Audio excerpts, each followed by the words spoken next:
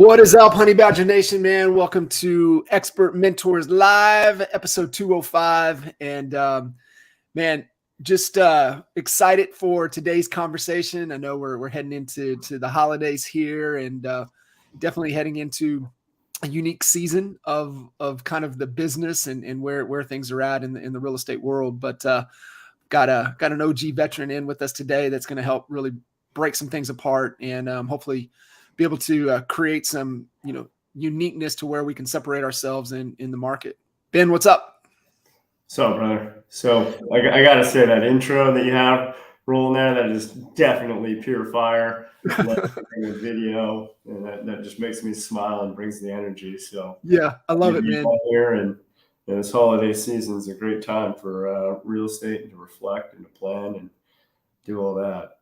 Yeah, it really is, right? It's time to really, you nailed it, right? To reflect upon really how far we've all really come, and the gap in the gain concept, and had a chance to be in Denver for the last EXP sprint, and Gene, Glenn was there, and Glenn was really talking about probably one of the most important things that we could do on a frequent basis is kind of reflect on how the week was, how the month was, how the year's been, and really kind of digest the victories, because we're hard driving, entrepreneurs, alpha personalities, and just push. And sometimes we forget to kind of reflect and acknowledge how far we've all, progress we've really made. And it's an interesting thing, because you can take that from the top. You can take that from an annual perspective. You can take that down into a monthly perspective. You can take it into a weekly perspective. You can take it into daily and actually activity based and reflect every time. And that's something we're constantly working on. And I think about that often. Every time we go in, and I went into a listing presentation yesterday, and I sat there with an agent who is aspiring to be a rising star in our office. I mean, she's doing killer. She did $20 million of production this year alone, but she still wants me to come with her on these listing presentations. And I sat there and listened and digested what she was saying. I took a back seat to this listing presentation. And at the end, we went through a process that I go through every time. And that the same reflection process, which is what went well and what could we improve on. And as we walk through that same thing, it's the same thing for the year. And we're at that time of the year where we all have to digest that even though things went really well, we can always be improving. Yeah, 100%, right? It's taking that and how do we constantly, learn, make the change, and lift up our skill set, and it applies in every equity, right? If like what you're just saying, on that learning cycle, we're learning, we're making the little adjustments and tweaks and lifting up whatever we're trying to improve upon. Yeah, I mean, the thing I do not ever agree with, if the wheel is not broken, don't try to fix it. Nah, shit, that's not the Michelin tire factory's motto. Right. They can always make it faster. They can always make it, wick water way better, or whatever it might be. And we got to be the same way within our businesses in order to really find that success. Yeah, agree 100%. So appreciate you guys tuning in. If you're new to these conversations, Expert Mentors was really built with the Honey Badger Nation in mind, because we've got a lot of tremendous rock stars like Ben that just really come from a place of contribution, that really want to just give back. And that's the intent and the goal of these conversations, is just to provide you guys with as much value to where you can apply immediately some clear takeaways to apply into your business and your life and continue to rock. So, Ben, there's 12,000, 13,000 plus in the Honey Badger Nation, continuing to grow. And so I know a lot of people haven't had an opportunity to connect with you. I would love for you to just kind of unpack your story a little bit so people get to know a little bit more about you. God, you can go a long way with the story, right? We might not have enough time, right?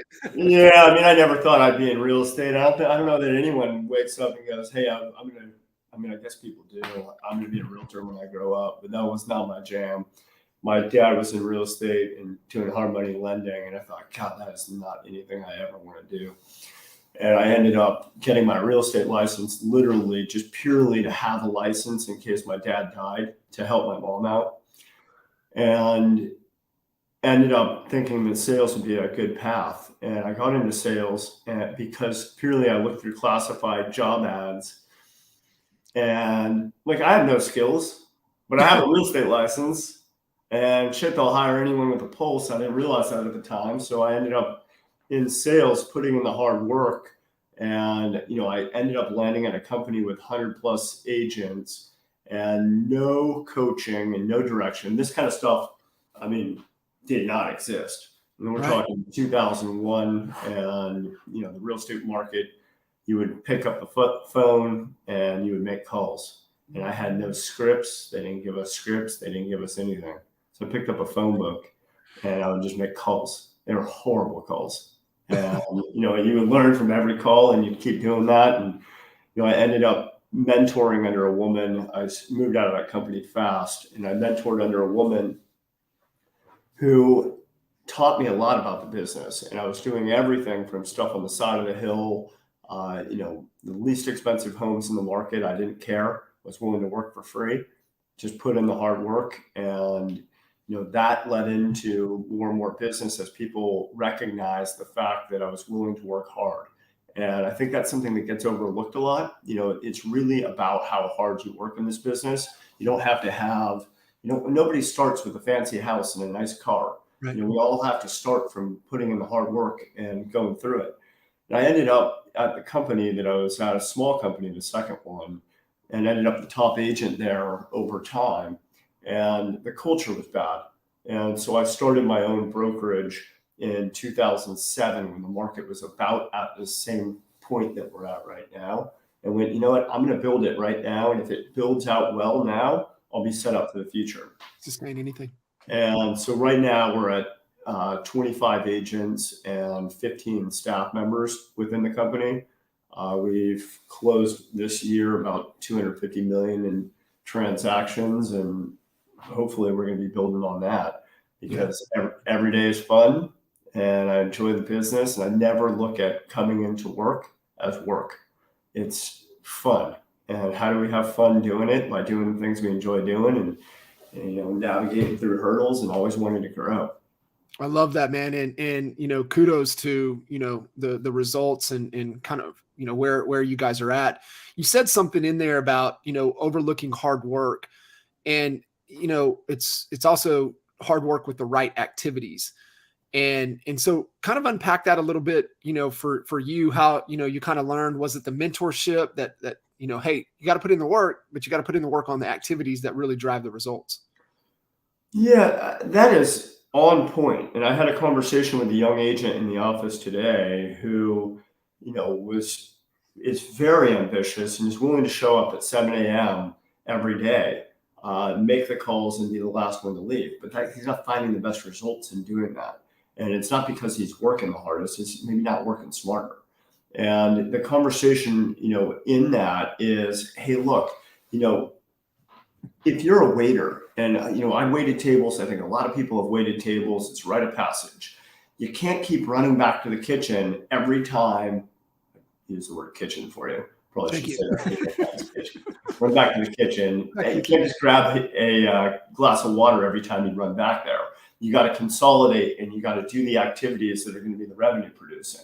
Bring the check so the next table turns, and do all these things and consolidate. Stop by every table. And the young agent was out there, showing property, land property deals, and not focusing his energy on the highest potential income producing stream. And I used to go through an activity every single day myself where I would sit there and I'd write out a task list. I'm sitting here, I'm taking notes on the stuff that you're saying too. And I write out every single possible thing I could do that next day. And then I would orient them 1, 2, 3. And they would be oriented by the highest potential to bring in income. And then I would keep moving that list until I got through it all. I get down to the 3s eventually, but I'd always want to have the 1s be the top thing. And it would be the highest income producing activity. And, over time, we ended up doing, and even in our market now, we're now a luxury brokerage, and we sell on average, about $600,000 more than our market average is our average price point. And in doing that, that was by design. It was not that I wanted to sell, didn't want to sell lower priced homes. We'll still sell anything that comes in front of us. Mobile homes, doesn't matter.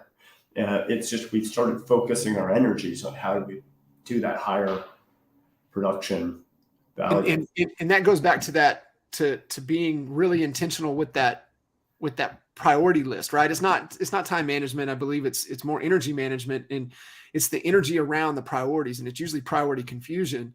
And so that exercise that you shared, I love that. And for you guys listening in, that is like, you want a little nugget that will get you over, the ledge of taking action and momentum. Put a dollar amount right next to that activity. And I think, that exercise right there is powerful. We used to, Jay was the main focus, and he was the guy. I mean, he took all the listings and we had the big files back then, and we would stack files on his desk, and the only files on his desk were the ones that he had to call for a price adjustment to reposition the home. And he would never want to do it at all. He would never want to have that conversation. And so what we started doing is we started writing dollar amounts next to the properties. This is how much it's worth if you get the home adjusted down to where it needs to be positioned in the market that we know it'll sell. And that got him motivated. So that was one of the little things that we learned, was put the actual dollar amount. And I love that you said that, and prioritize 1, 2, 3. Ones are the most highest dollar producing activities. Put a dollar amount. And so what if you don't get to 3? And we all have the same amount of time during the day. You have 24 hours. I have 24 hours. And the person who prioritizes the highest dollar amount ends up winning more frequently.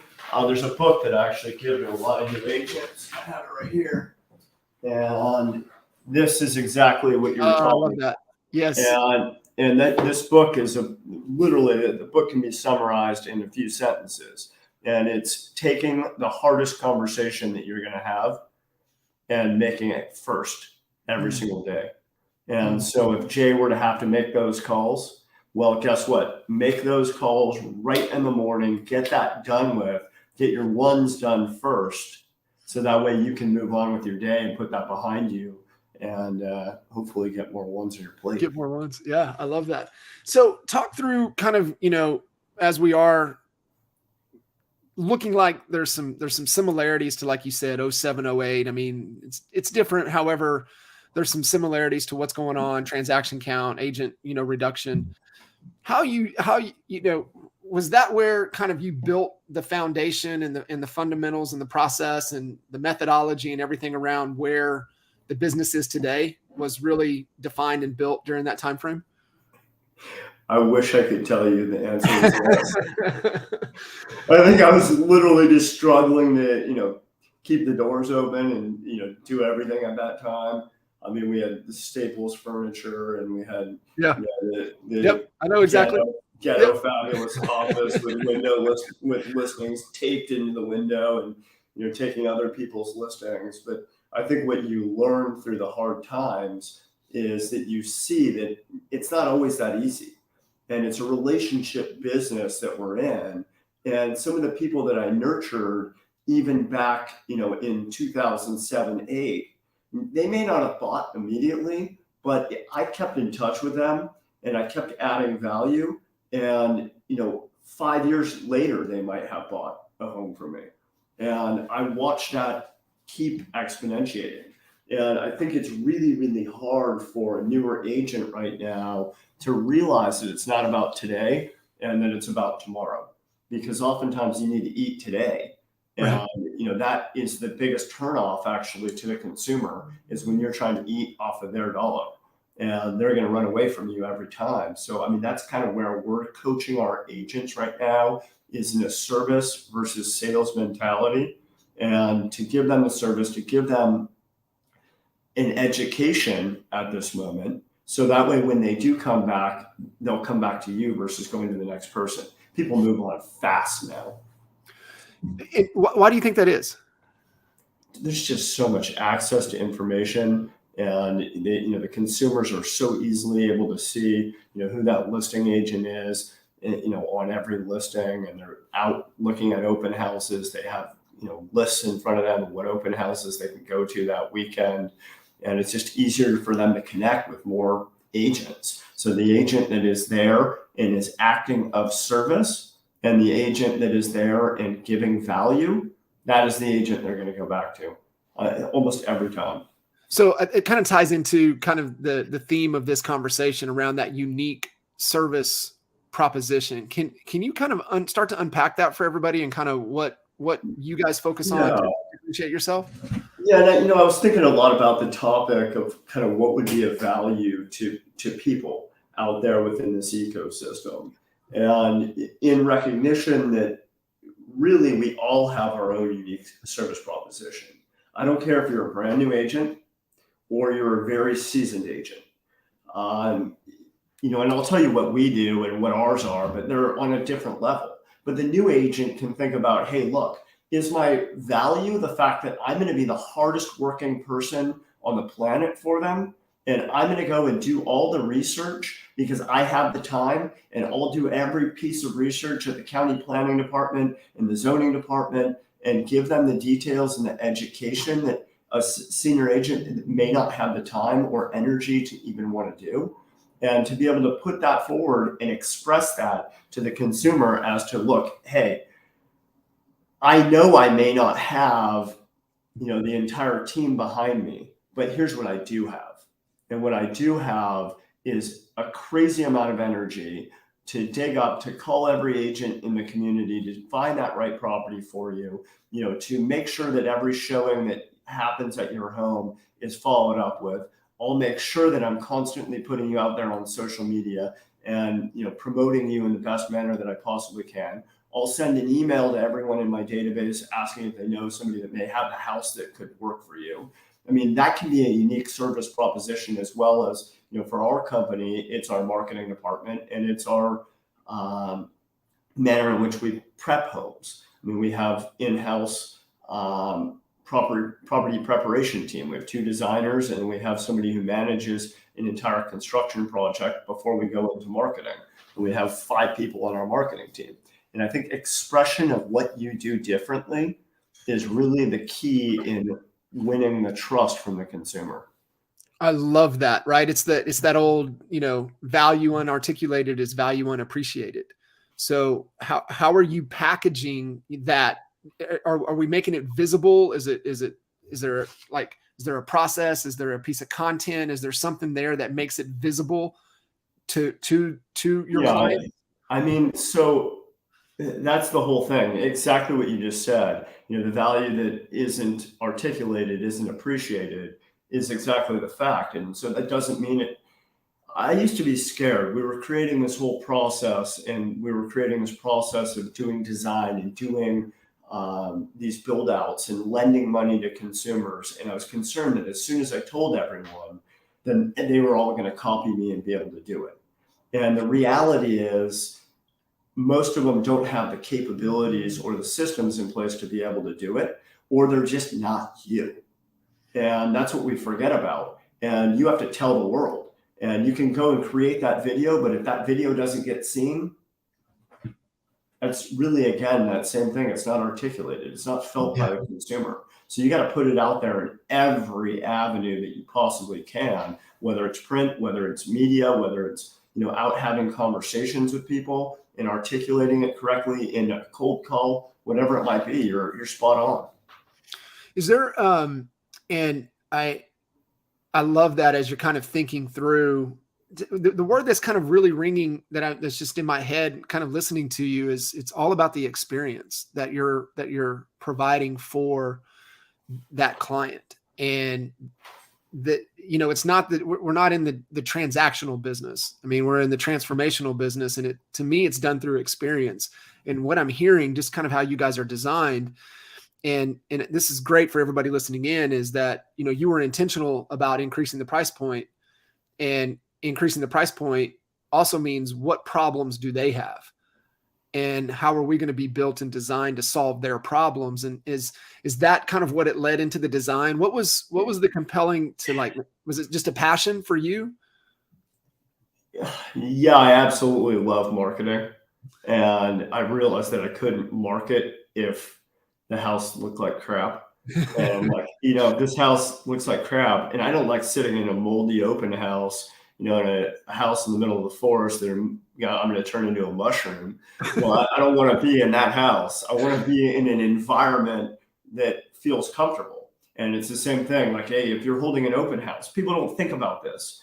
How do you, if you're the consumer and you walk through a house, how do you feel comfortable? How do you feel like it's your home? Well, you turn on the heat, right? You can't have a cold house. And so that's the experience that has to happen. So does it have to be a fixed up house for them to be able to paint the picture that, little Johnny Kitchens is running around, out there as a kid in their backyard? Or does it have to be, just that the heat's on so they can feel comfortable enough? It's small things that create that experience, and really articulating and going back and saying, hey, look, this is what you're going to experience when you work with us, because they don't know that. Right. They don't normally know that until the end. So whether that story has to be told from a video testimonial, whether that has to be told from a written testimonial in as many places as it can be, but they have to know what they're going to experience before they experience it, so they can feel it and say, yeah, that makes sense. That's the difference maker. Yeah. I love that. I mean, it really is putting yourself in their shoes and kind of walking through thinking, what are they looking for? What are they concerned with? What do they want? What are their desires and what they're trying to accomplish, and able to tell the story when you're able to do that. That's I love that. So Ben, do you have kind of a process when you're coaching or working with a newer agent coming in to help them kind of find this unique that they, their own unique that they have? It comes out over time. Oftentimes, I just asked an agent in our office in the last week, I said, hey, I want you to write down and be able to envision who your perfect client is that you could work with. That person that walked in, or called in, and every time you were able to say, that person is a perfect fit with me, with my family, with my lifestyle. Because then you have to go search for where do you find those perfect people. And we watch sometimes that we may put the wrong agent in the wrong open house, and just to put a body there. And that's the same thing. That's the wrong experience, not only for the consumer, but also for the agent. And so the process really is an identification of what you're good at, what your strengths are, and who you're potentially going to be wanting to work with, and where would those people where might they be? Are you going to find them in that neighborhood versus another neighborhood, or a different city versus, the city that you're actually in, and set yourself up for success. Yeah, no, I love that. Being super intentional with that. And, when you look at kind of that uniqueness factor, I love that exercise, right? Going through, a handful of those ideal clients that you had the greatest experience. What did they value the most? And, one of the things that we, even ask, right? Don't be afraid to ask, hey, what did you value about what we were able to do to help you, achieve X, Y, and Z, and really listen to what what they see the value in is really helpful. So that's the feedback loop, right? And oftentimes, and this happened to me too. I mean, I think I've probably made every mistake ever out there. I mean, I think that we all have as we grow, right? And we were scared to ask consumers. If something didn't go right, we get fearful and we run away from it, and it's just a natural tendency. And our company really has been built from the bottom up. It's not from the top down. The people have to tell us what's wrong in order for us to figure out what's right. And that's the same thing with the clients. So if you're actually able to have and feel comfortable enough having that conversation the same way I talked about earlier, when you walk out of a listing presentation, or you walk out of a buyer consult, or you walk out of whatever meeting with your wife, or husband, whatever it might be, hey, what's going well? What's not going well? And you can take that feedback and then implement it into that next time. You're going to grow and continually grow. And so we have a post-closing survey that we do with our clients. And we ask each client, hey, how was your experience with the agent? How was your experience with our design team? How was your experience with all of them? And then ask them at the end for a review if they had a good experience. But we often learn the most and we grow the most from things that don't go well. Yeah, 100%. And, sometimes, you look at that feedback loop, right? And sometimes you'll get, the glaring, 10, or you get the real ones and twos, but the right in the middle, right, is where the real meat and truth of things are. And so looking for those people, it's just like, it's no different like on Amazon, right? You want to get the real feedback, look at the 3-star reviews, right? That'll tell really the story. So not being afraid to get that information, to, like you said, like the Michelin tire, man, we're always trying to make it faster. We're always trying to make it repel water better. Just everything. It's just, it's never perfect. It's always a continuous cycle, I think is super key. So Ben, kind of comparison, we've talked a little bit about kind of where anticipating the markets to going. I mean, with your experience in, out in, the, where you're at in California there in Santa Cruz, what are you guys kind of experiencing and seeing and kind of forecasting moving into the new year? So, I mean, honestly, it hasn't been a very pretty picture here for the last few months. What we really saw that we haven't experienced before is in a typical business cycle, we would see that interest rates would pull back the money supply, and the money supply would then change our business growth. And then all of a sudden, you would start seeing jobs affected, and then you'd start seeing the stock market affected. These are kind of the dominoes. And then once the stock market's affected, then consumer sentiment changes. And then after consumer sentiment changes, then real estate tends to be on that trailing indicator. And what's happened this time around, which we weren't anticipating, was boom, interest rates hit, and they hit hard.